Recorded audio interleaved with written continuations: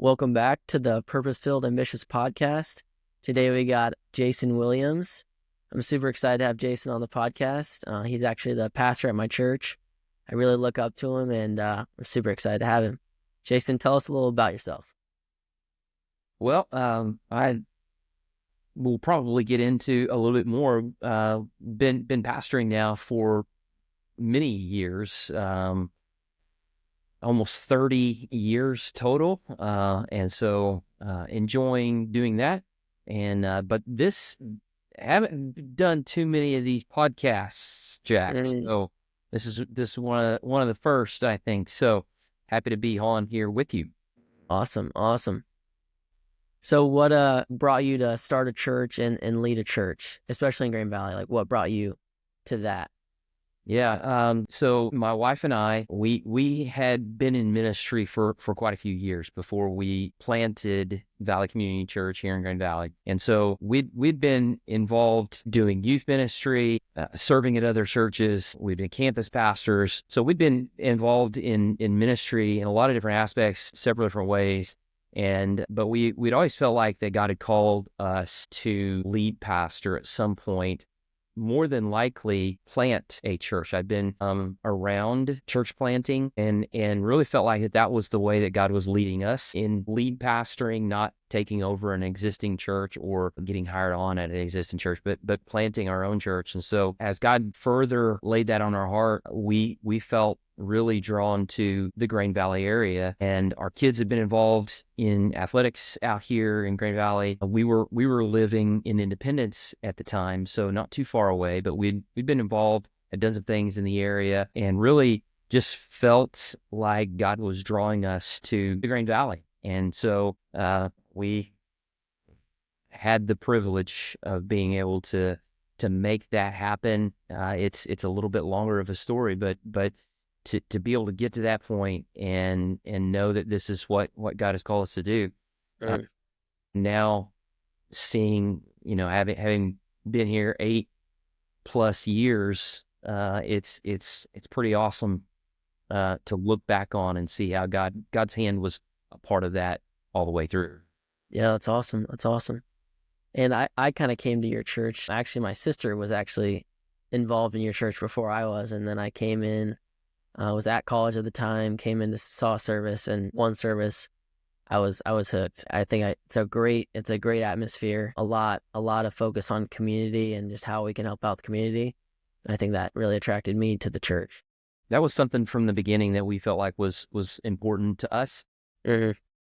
When we got started, there were several things that we felt like were things that God laid on our heart that were going to be unique to us, and being a church based on community, not just the community that we live in, but a community within the body, the people of the church feeling like there's a sense of community and people can belong. And that was important to us, and something that we felt like is a needed part of a relationship with God. People need a community to belong to, and people that they can connect with, hang out with, and do life with. And so communities is a big part of who we are. We use the tagline, community is our middle name, and people like that, resonate with that, and we continue to push that. It's part of who we are. We want to do things here in the community, and we're heavily involved. As you know, we're heavily involved with our school district and with the city. For instance, the city officials, the mayor, different ones like that we get involved with, helping with different things that the city is putting on. And so we do things within the community in various different ways, and it's been a real blessing. Of course, we're portable as a church, so we meet in a elementary school, and so we already have connection with the school district because of that. And we do other things to continue that relationship.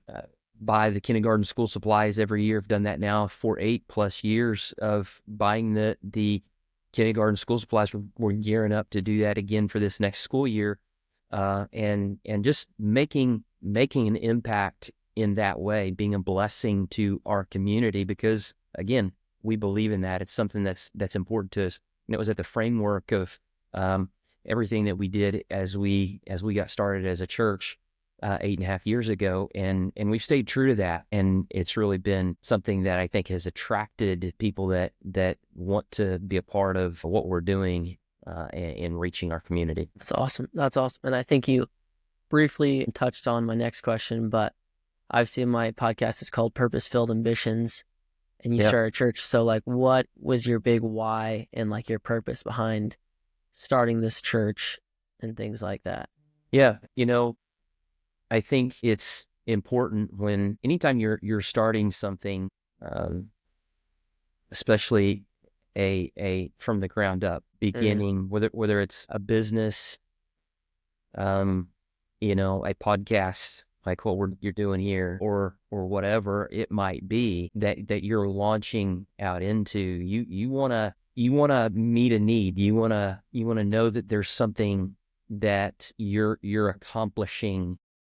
Absolutely. And there was purpose behind this from the beginning for us. Not only was this a calling for my wife and I, we again had been involved in ministry for a long time, but it was something that we felt like that there was something specific and unique to what we wanted to do and what God had laid on our heart to do in reaching people. We had known a lot of people that had become frustrated with their walk with God.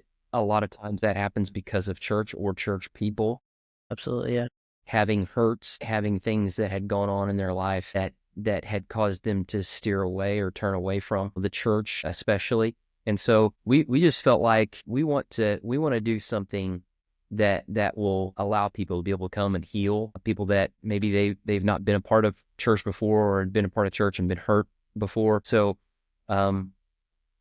this was an opportunity for us to be able to make an impact in an area that we felt called to, and to do church maybe a little bit differently than what the traditional type of church has been. And so there are definitely churches out there with the style that we do church, but there's a uniqueness to what we do. In fact, there's very, very few churches that I know that have the model of church like what we have. Mm-hmm. It is somewhat unique, and I'm not trying to, pat myself on the back or us as a church or our staff, on the back with that. It was something that God laid on our heart to do, and we've set out to do it. And we feel like that along the way we've made some adjustments, but God has really directed some things where that's concerned. And it's been unique. It's been fun. It's been challenging. It's been hard. Anytime you do something like this, it's going to be tough. You're going to have some hard times. And we've seen that. We've seen some challenges along the way, but for the most part, it's been an exciting journey. Nothing happens as quickly as what we would like for it to, but it's certainly been neat to see all the people that have been engaged and lives that have been changed because of answering that call. And I can get into, some of the uniquenesses of our church if you want to here in a little bit, but it's been different. And the uniqueness of it has been exciting, but at the same time, you have to get advice from different people and have people really speak into some of these things, because it is unique. It is different. So one of the biggest reasons I had you on the podcast was just how I admire you as a leader, and I just see very good leadership qualities in you, and I really look up to them. So now we're going to kind of switch the topic here, and we're going to kind of talk more about leadership. So what makes a great leader? I think leaders are people that are continually learning. First of all, a leader recognizes that I don't have it all figured out, and I'm going to continue to learn along the way. I think a leader, there's a lot to that question, obviously, but leader recognizes his strengths and weaknesses, knows how to lean into his strengths and continue to work on your weaknesses, obviously, but you realize that your weaknesses, I think people wrongly sometimes lean or try to improve too much their weaknesses, and your ceiling for your weaknesses is only so high. You're only going to be able to develop your weaknesses so much. Mm-hmm. And I think the better way to handle that would be you lean into your strengths, and then you place people around you. You put strong leaders around you that can help fill in where you're weak. And so great leaders recognize that, hey, I'm not going to be able to get this all done on my own, and I need great people around me. I think great leaders don't push other people away or push other people down. Great leaders elevate those around them. They are able to get the most out of the people around them. We could look at a lot of different leaders. I'm a sports guy, so I love sports. And so, I think of people in that realm, and I know it's probably been overused, but Michael Jordan in my era, because date myself a little bit here, Michael Jordan, I think, was probably one of the best at elevating the people around him. He knew how to utilize the strengths of those on his team, and people talked about it. Kerr, who's now coaching, he talked about how before he hit one of the game-winning shots that he hit, Jordan didn't throw him the ball for like 15 minutes. Because he had hit him when he would pass the ball to him when he was wide open, and he missed the shot. And so Jordan just kind of didn't involve him in the offense for a while. But then when it came down to it, right at the end of the game when they needed a big shot, he found him and Kerr knocked down the shot. Part of that was, I don't want to fail again. I don't want to miss again. And he talked about that. Well, again, I think leaders just know how to bring the best out of people. You could say that about the different players like a Scottie Pippen and different ones that played with Jordan. He elevated their game. They were better because of him. And I think any great leader, whether it's in the business world, whether it's in the church world, whether it's in sports or music or whatever, they know how to get the most out of the people around them. And I think that's a mark of great leadership. Yeah, that's good stuff. And I think you kind of touched on it, but the strengths and the weaknesses, and you kind of have to identify your strengths and weaknesses, and that's kind of where it all starts. Yeah, it's a big part of it. So many people think leadership is about having authority, but what's the real foundation of leadership? Yeah, leadership is, again, so going back to what you mentioned there about knowing your strengths, knowing who you are. A leader is confident in who they are and in the gifts, talents, and abilities that they've been given, and are able to work within that. It's not about dictatorship or control or forcing things upon those around you. There's a certain amount of authority that comes with positions, and as leaders, good leaders are going to naturally rise to the top. They're naturally going to be elevated. Those with just a leadership calling, a gifting, if you will, they even when they start off, maybe at the bottom of the ladder, in the corporate world or whatever, they work hard, they put in the time, they do the things that are necessary, and they naturally elevate themselves because of hard work and all that kind of stuff. And then they're able to speak to situations, challenges, difficulties. They see what's coming. I think good leaders, it's not about being able just to control people. Leaders anticipate the challenges before they're there.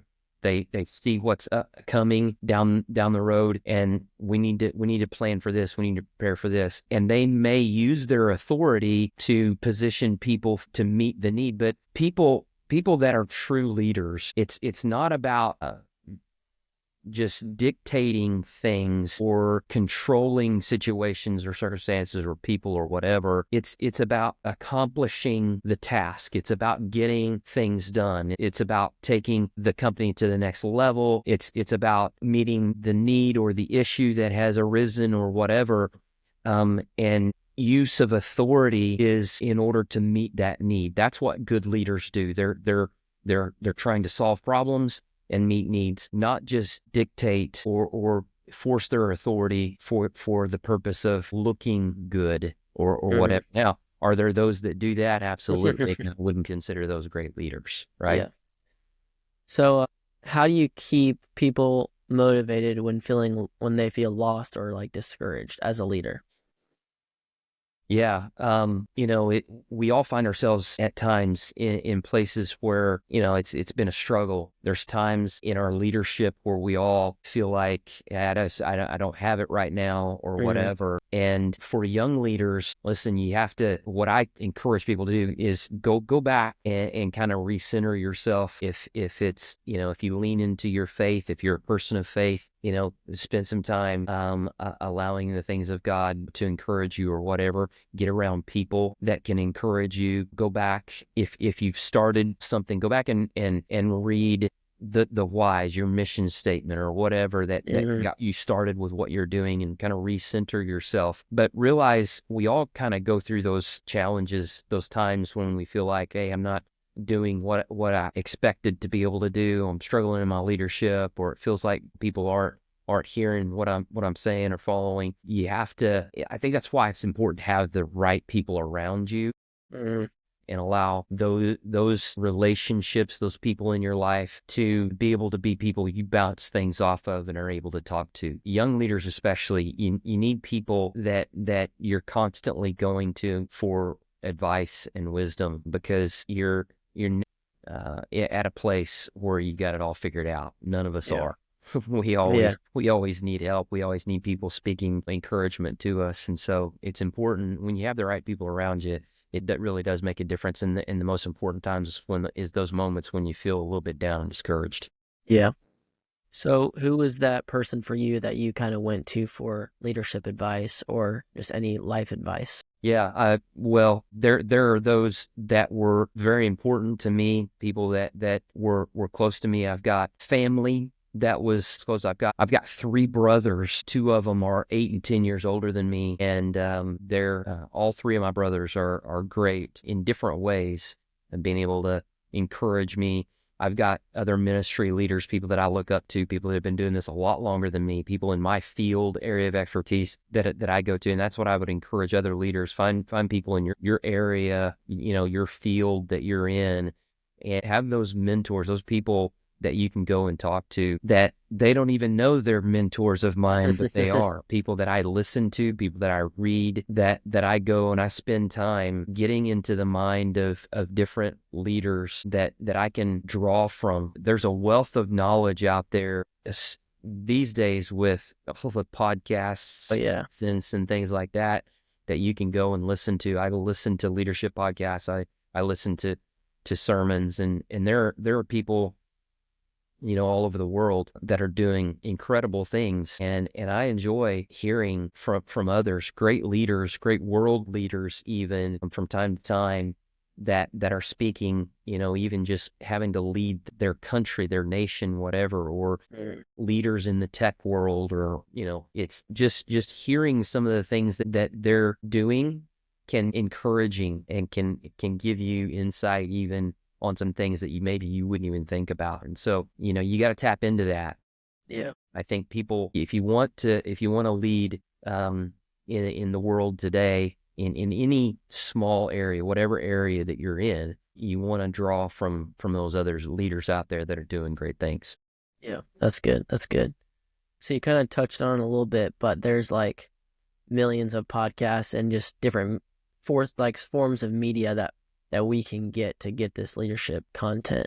But then how do you filter through and know like, oh, this is the one like I want to listen to? Or what are good like leadership qualities that you see that like, oh, I want that? Over time, I think, and the more that you do it, the more you recognize certain things. And there will be people that just kind of speak the way that you do, or engage in a certain way that you really like. So, you kind of can weed through some of it fairly quickly. But there is so much out there And that's why I would say, first of all, focus on the area that means a lot to you. There may be, and I know people that attend my church or go to church, but they're in the business world. They're business leaders, right? And so they do a combination. There's faith-based leaders that are going to speak more on faith-based stuff, and then there are business leaders that are going to speak on business things, and so maybe they do a little of each. There's others that are tech or whatever. So I think finding that field that really hits you. Faith is something that really, I think, transcends all those. It goes, really, our faith should be something that's important to us, and it should impact whatever we do, in whatever career we're in, And so I think it's good to have that thread through there. Mm-hmm. I like politics. Yeah.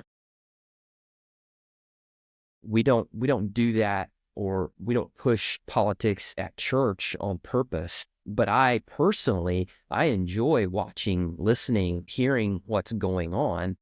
I think it makes me better in what I do to stay up on the things that are going on. So someone, for instance, that wants to go in that field, you need to be able to hear from leaders in that arena, and it's only going to make you better. So I think you got to figure out what arena, and then allow some of these others. But it's good to get things from different places too, not just the arena that you're in, but I think that is probably the area you're going to focus on the most, just naturally. Yeah, that's good. So what's been your biggest leadership failure, and what did you learn from it? Well, there have been many. There have been many. Yeah. As far as ministry is concerned, I was a part of a campus. I was part of a church, and we planted a campus, or started a campus, and I was the leader of that campus, and it lasted for 2 years, and then we felt like it needed to stop, and we came back under the church that had launched us, and that was a learning experience, and so that was one thing that I think I probably wouldn't have been able to start the church that we have now had I not gone through that. But at the time, it was hard. It was hurtful. Actually, it was one of those things I felt like, man, I didn't do well at this. I didn't see this through. It didn't do what we expected for it to do, and so that was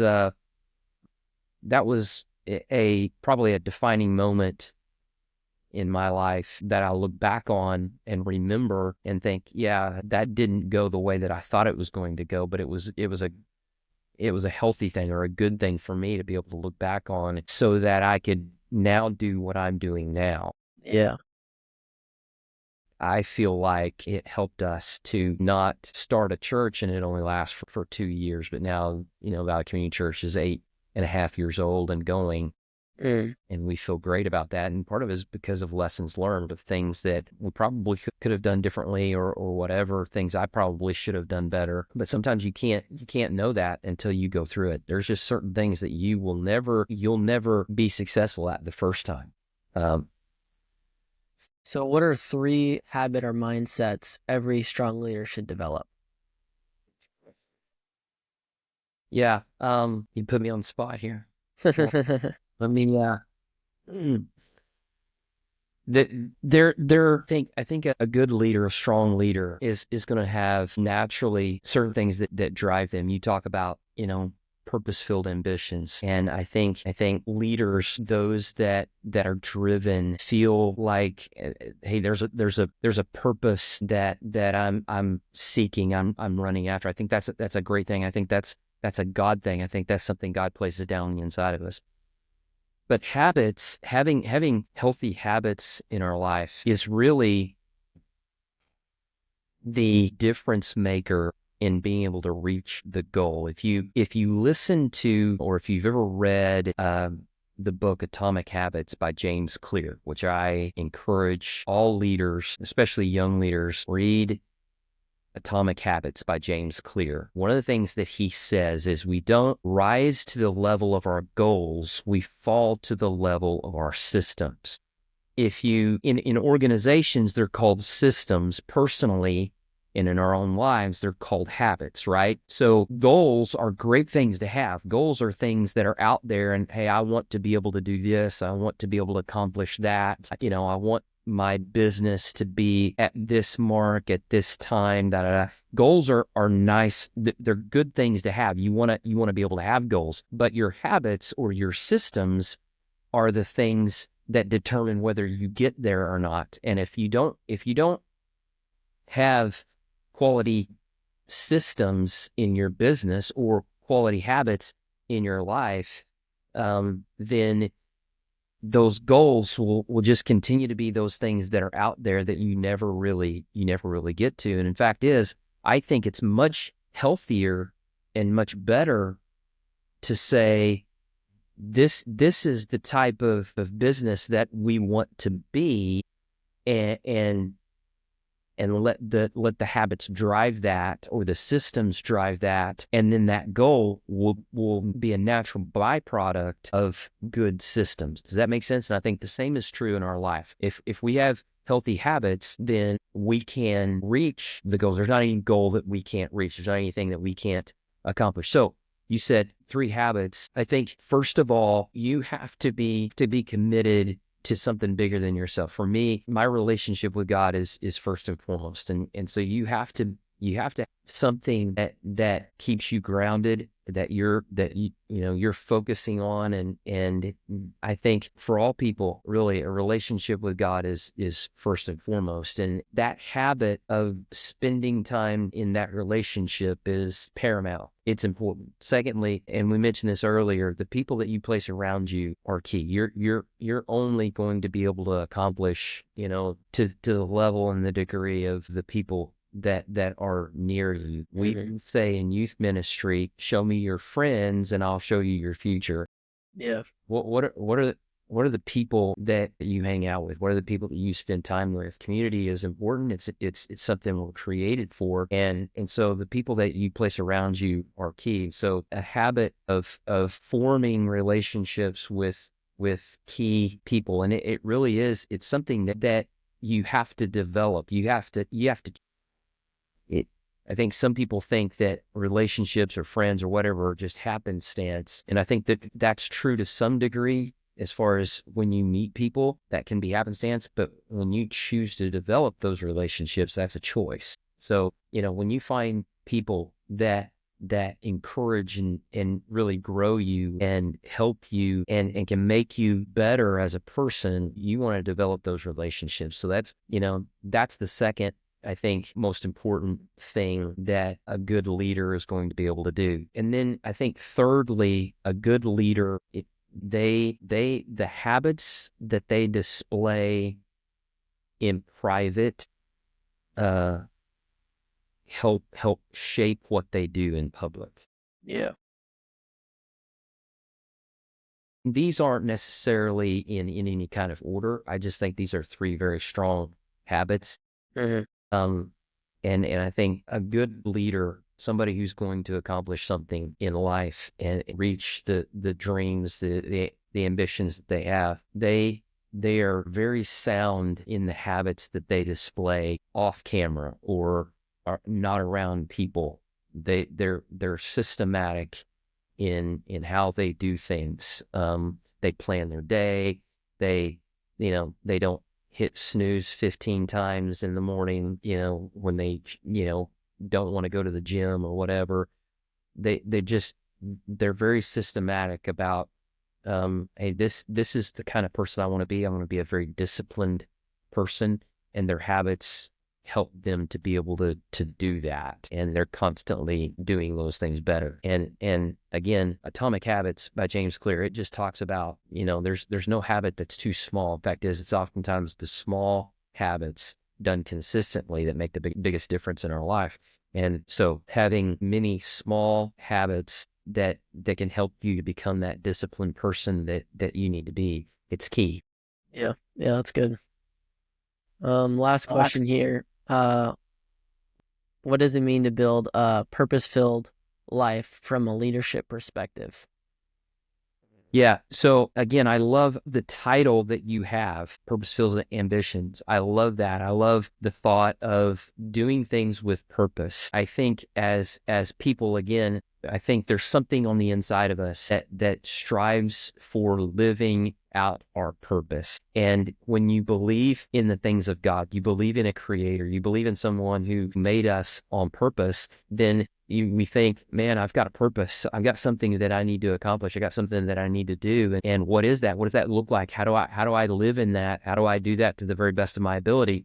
Purpose is something that even throughout Scripture, we see how God lived with purpose and did things with purpose, and God put on the hearts of people to live with that same kind of purpose of, I want to accomplish the things that are before me that God has placed before me to accomplish. And I love that kind of heart from our Creator that we also have on the inside of us. Let's do life on purpose and with purpose. And so I think leaders that understand that and desire to work within that and seek out living their life on purpose, with purpose, there's something powerful about it. When you feel like you're running after a purpose, it gives that much more motivation to do it well. And when you're doing it with the guardrails of the things of God alongside you, it makes it that much greater. I love what the Apostle Paul said when he said, I run with purpose in every step.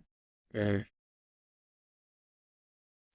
Try to make that my motto as well in life, is everything that I do, I want to do with purpose. I want to live life with purpose. I want to love my wife with purpose. I want to teach my kids on purpose about the things of God and the purpose that he has for them. I want to lead my church with purpose. There's just something powerful about that. So regardless of what you're doing, regardless of what arena you find yourself in, when you live with purpose, there's just something powerful that comes along with that, and it enables you, I think, to do things with that much more intensity and motivation.